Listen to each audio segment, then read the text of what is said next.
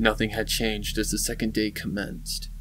Everything still remained the same in the still darkness of the box, with only the sound of the oxygen filter hissing being audible. From my point of view, I could hear my breathing and my heartbeat pounding inside of my chest as the time passed. My heart was still pounding, considering what I had just experienced, and still was questioning if it was real or just some sort of hallucination. The sight of the red eyes seemed too real to just be a mind trick.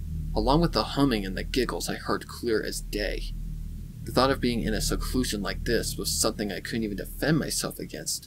It caused my mind to immediately enter a different state of insecurity. I had walked throughout the entire box and found nothing, but I couldn't get it out of my mind that what I saw in the darkness of the box was far from just a mind trick. Was I in here alone? Or was that monster in here with me? I attempted to survey the box, but it was clear that I was only going to see the same sight no matter how hard I tried. All I saw was pitch black and nothing more. My breathing increased as I felt sweat drip from my brow onto the steel floor of the box, listening around for anything in the darkness. I navigated at a much more rapid pace than before, using only the glass walls as my guide, attempting to find if what I had saw was either real or just some sort of an illusion. As I navigated the box, the amount of sweat upon my forehead had increased massively, along with the level of fear. I wasn't sure where I was in the box, or if I was just going in a circle. All I knew was that my mind had entered a state of panic that I could not just shrug off, and only increased as I heard yet another giggle from within the box. The sound of the giggle had caused me to become startled as I turned in the darkness from where I thought I had heard the giggle, hoping to catch whatever was taunting me. I abandoned the glass wall and ran in the direction of the giggle, not knowing what I'd encounter. I ran as quick as I could, but just as I came to the spot where I thought I had heard the giggle, another giggle erupted from another spot within the box. Once again, I ran in the direction of the giggle, only to find nothing but open space once again. The peaks of my anger and fear were at a dangerous peak, as I heard yet another giggle, and another, and another. It was then that I realized that the giggle was coming from everywhere within the box, and it continued to echo massively throughout the box. I attempted to plug my ears, but I couldn't escape the sound that easily. It only became more difficult as the volume of the giggle increased to where I could barely hear myself thinking. Anger and fear finally took hold of my sanity, and I broke. "Where are you? Show yourself!" I shouted, attempting to intimidate whatever was taunting me. But instead, the giggling just grew louder and louder. My anger grew as I continued to rant my voice out to whatever I had managed to stir to life. "Show yourself, coward!" I shouted in anger once again. Again, there was no response, except for the endless audacity of Fluttershy's giggle as I threw my face into my hands, attempting to shut out the endless echoes of Fluttershy's giggle, but nothing settled. My mind began to spin into a spiral of insanity as I heard a voice from among the giggles. "I'm right here," spoke Fluttershy, caressing my eardrum. In defense, I threw a punch in the direction of the voice, only to hit nothing except a solid plexiglass wall. My entire right fist erupted with a cracking noise at the collision with the glass wall. My entire hand pulsed with pain as I quickly grabbed my right fist, immediately feeling something wet and thick. Blood was leaking from open wounds that I could not see, as I resulted to cussing violently, hearing Fluttershy once again. "Such a language! Shame on you!" she exclaimed as I felt something hit me violently across the mouth. This was no illusion, as I felt blood leach out of my mouth and the taste of iron slither across my tongue. There was something else there too, something sharp and hard. It took me a minute to realize it was just a tooth fragment, which I spat out, hearing it hit the steel floor.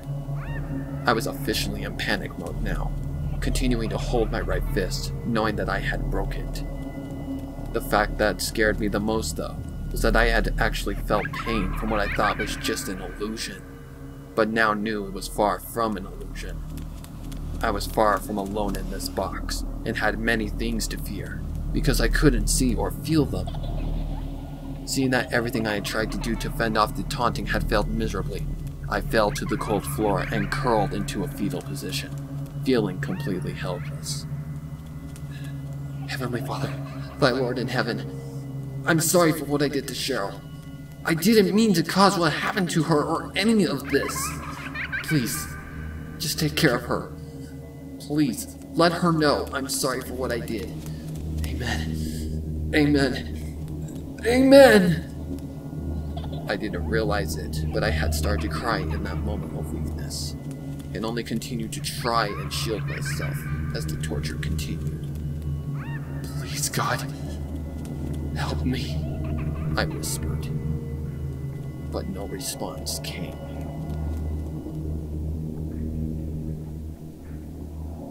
Hours passed before the laughter of Fluttershy finally faded away, but I had a feeling it would be back in due time, so I did not get comfortable in the darkness.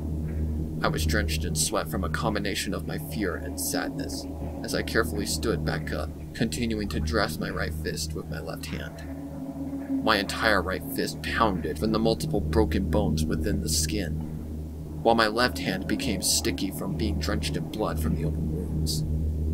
I couldn't move my right set of fingers nor grip anything with my right hand, making it nearly impossible to do anything. My right hand was my dominant hand, so it only made sense that I was struggling to do anything. I had lost my best resource for defense, and was an even easier target for whatever else was in the box with me, waiting for the right moment to strike. I didn't dare cuss from the pain I felt, seeing I had already paid the price for that, which was a hoof to the mouth by Fluttershy herself, as I thought of what to do next.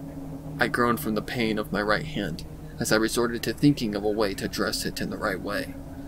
Using my left hand, I brushed my hand against my body, feeling for clothing. I was still dressed in the same thing I had been in at the start of this nightmare, a simple t-shirt and my gym class shorts. I could only imagine what they looked like now, covered in blood from the punishment Fluttershy gave me for betraying Cheryl and my broken hand wounds. Without wasting any time, I gripped a nice handful of my shirt cloth and ripped the content with a hard tug. I quickly turned to wrapping my right fist as best as I could in the pitch black, letting out small groans of pain whenever I hit a sore spot. I tied the cloth around my hand, applying pressure to the wounds, while not doing any other additional damage. As soon as I felt confident I had tied it tight enough, I returned to wondering what to do next. I didn't dare sleep, due to what had happened the last time I had accidentally fallen asleep. I decided to just remain where I was, knowing that I was near one of the glass walls, and just attempted to find a happy place, despite all that happened here in this hell. I was exhausted, and could tell from my body feeling heavy and my strength being very weak. Standing up straight was hard enough, along with keeping my eyes open, even though I could not tell if they were opened or closed. For support, I leaned against the glass wall, trying to keep myself stable. My mentality was slipping away, and I could feel it. I had physical and mental pain from something I thought was just an illusion, but it was clear that whatever was here with me was far from an illusion. I need to stay awake. I can't let her get me. For a moment, I felt comfortable against the glass wall, until I felt a sudden impact against the glass wall, along with a ground that made my blood run cold. The impact against the glass was strong enough to make me fall to the floor, and struggled to get back up. However, once I saw what was against the glass, I debated on even standing back up. A pair of hooves scrambled along the outside surface, leaving blood with them. But that wasn't what scared me. The noise that unknown creature was making, along with its endless persistence to get through the glass, is what made me shudder. The noise was somewhat human, but demented in a twisted manner. I wondered if what I was hearing was human, or a twisted monster. I couldn't move, as I sat frozen in place by the sight of the unknown being on the other side of the glass. Somehow I had regained my senses and quickly scurried as far from the creature as possible, watching as those hooves continued to scratch against the glass wall. I didn't yell or scream as I continued to listen to the creature. I swore I could hear the words, "Help me," within the cryptic noises the creature made. But it couldn't be speaking human, unless it were. It hit me, as I cowered once again. Now I knew what happened to the corpses of whoever ended up dying in either the conclusion of the survey or this test. They became pawns in this game of insanity, and never move on. This is what would happen to me if I didn't make it. I'd become one of whatever had called out to me outside of the box. Over the ambience of the creature and the darkness of the box, I passed out again.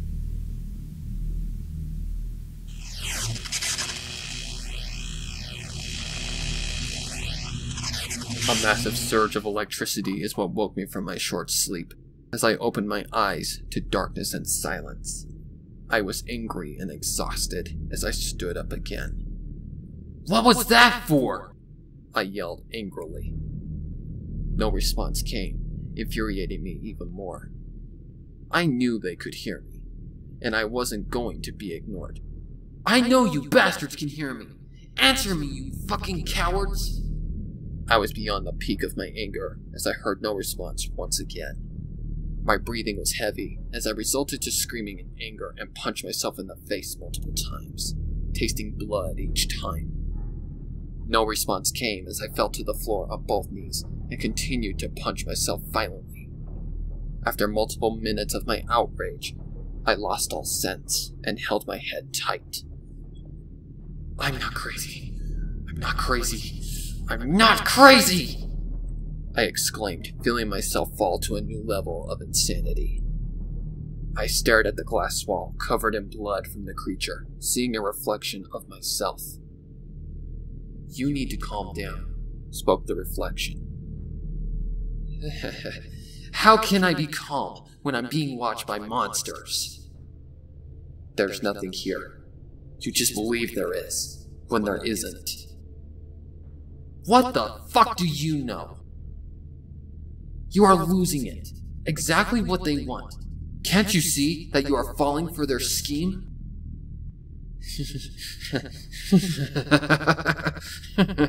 I'm losing it?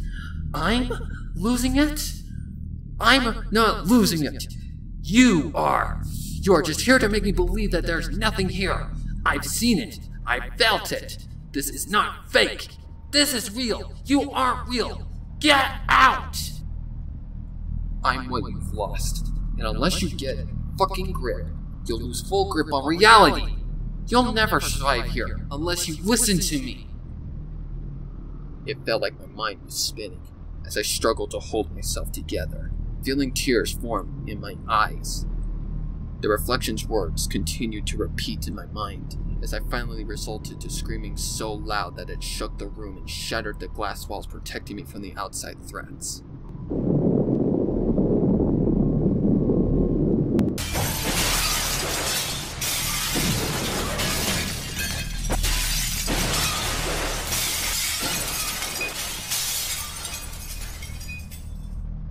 I panicked as I heard something approach from the darkness and quickly pinned me to the ground.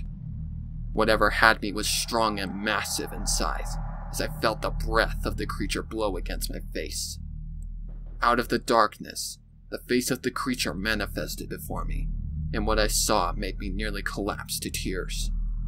Before me was a monstrous creature, but the eyes were all but familiar, as I recognized them as Cheryl's eyes.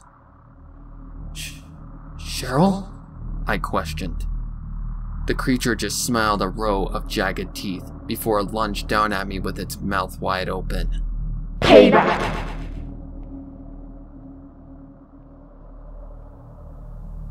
My eyes shot open as I struggled to regain control of myself, hearing the intercom erupt above me. Day 2 complete. Day 3 has begun. Spoke that same robotic voice. Congratulations, human. You've made it farther than any other victim has. My anger grew at the sound of the voice taunting me, seeing I was just a suffering animal in a cage to them. "One day remains before I take you down for good," I spoke angrily. The robotic voice laughed at my confidence. I can assure you that you will never make it past the 3rd day, human. Your body is slowly breaking, and you've already lost all grip on reality. Besides, the body can't survive without a critical resource past 2 days. Suddenly, I realized what the voice was referring to, due to my throat feeling like I had swallowed sand. "So, humans have no chance at surviving at all, seeing you just leave them without water for 4 days. That's a cheap win," I spoke angrily. No, human. Little do you know that your resource exists within the box, but only if you are smart and bold enough to perform the needed actions will you find the resource. I thought hard about what the voice meant, but once I found where the resource existed, I immediately fell to panic. I see you figured it out. Are you willing to puncture your own flesh and drink your own blood to survive, human? Even if you do, you must be careful on where you puncture, for it can end fatally. I swallowed hard, realizing that the voice was right. I needed water, and 90% of the human's body weight comes from water within the bloodstream. Could I do this? No, I had to do this. With as much boldness as possible, I took a deep breath and I bit as hard as I could into my left arm that I had been forced to carve into with a knife, being careful not to go too deep or puncture an artery. I screamed as I heard the flesh tear, and the taste of iron began to taint my tongue. It tasted disgusting, but I had no choice but to do this, as I bit deeper into the flesh. Blood was all I could taste, as I pulled my teeth out of my flesh. I pressed my mouth down on the open wounds. I sucked the blood from my open wounds as if I were drinking through a straw, feeling the hot, thick, and bitter contents slither over my tongue and down my throat. I quickly adapted to the taste of the blood, making it easier to drink, and almost immediately I could feel a difference in my body's strength. I hadn't drank anything in 3 days or ate anything, so this was my first serving of something in a long while. I did my best to enjoy it, expressing a look of disgust at who or whatever was watching me. The intercom fell to silence as I continued to drink. 1 day remained. Just 1 day. Little did I know, that 1 day was farther away than I could ever imagine. I had already fallen to insanity, and whatever would follow in the 3rd day was going to test me beyond any bit of sanity that I had left. I had lost every bit of sanity that I had.